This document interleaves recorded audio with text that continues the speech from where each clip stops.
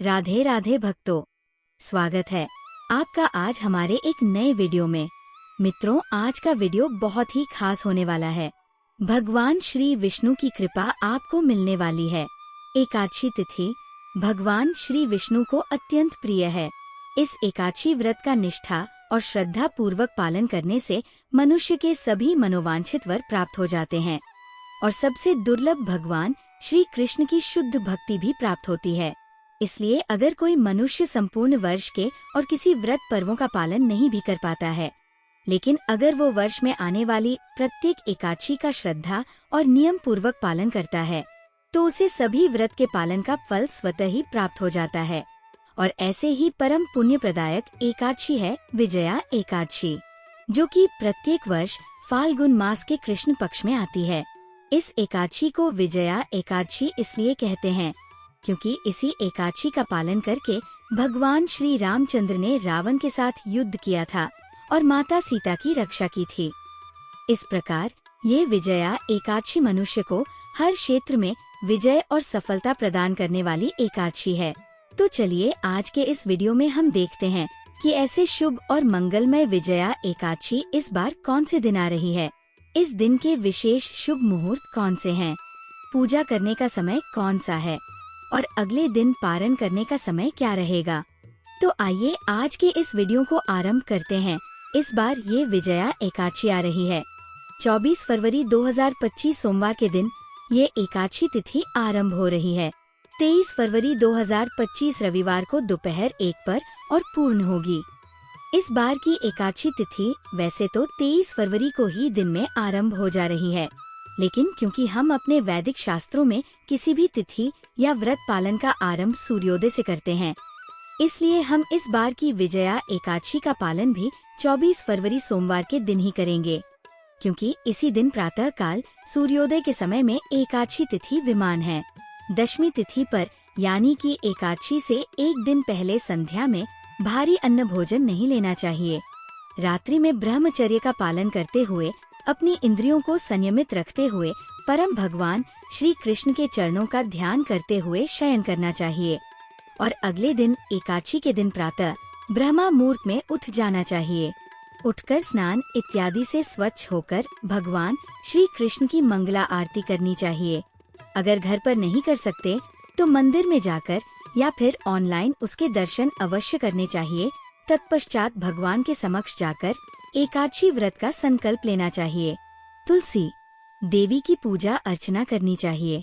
उनके समक्ष बैठकर हरे कृष्ण महामंत्र का अधिक से अधिक संख्या में माला पर जप करना चाहिए और ये मंत्र है हरे कृष्ण कृष्ण कृष्ण हरे हरे हरे राम राम हरे हरे।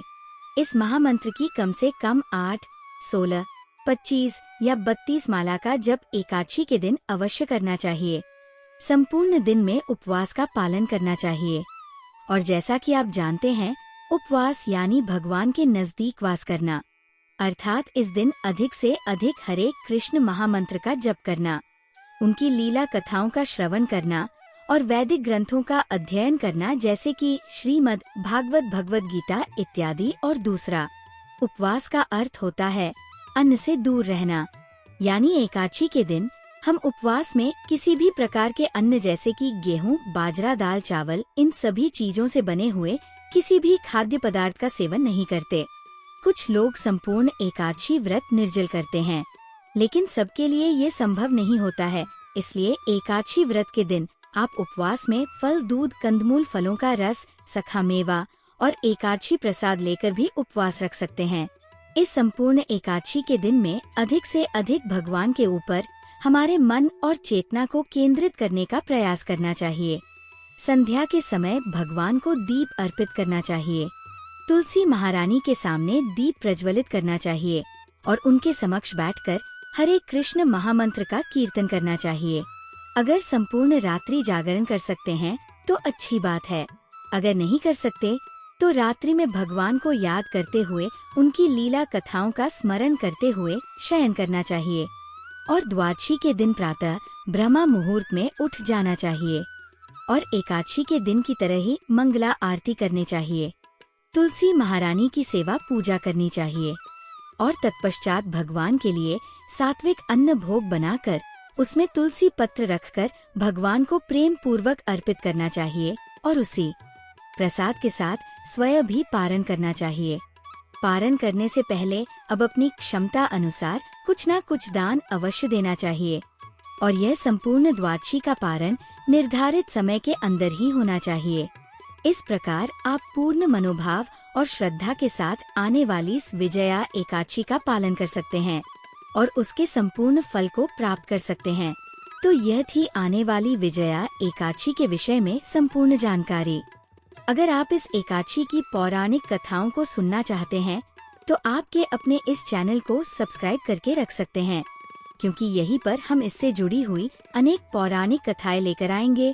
और अगर आप इस एकादशी का पारण कैसे करना चाहिए उसकी विस्तृत विधि जानना चाहते हैं तो भी यहाँ पर सब्सक्राइब बटन दबाकर बेल आइकन दबा दीजिए, ताकि आने वाली सभी वीडियोस की जानकारी और नोटिफिकेशन आपको सरलता से मिल जाए। तो चलिए फाल्गुन मास के इस पवित्र समय में आने वाली विजया एकादशी का पूर्ण श्रद्धा और नियम पूर्वक पालन करते हैं और अपने आध्यात्मिक जीवन में विजय की ओर अग्रसर होते हैं।